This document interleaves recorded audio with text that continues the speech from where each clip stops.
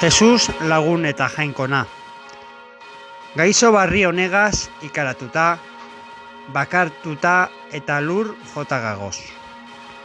Baina zugan jarri gora dugu gure konfiantza. Gaixoak osatzera etorri zinen horrek ondo ezagutzen duzu gure egoera. Gogoan izan gaixo honek hildakoak, gaixotastutakoak eta euren familiak. Gogoan izan gaixoak jagotzen dabesan osasun langileak eta voluntarioak.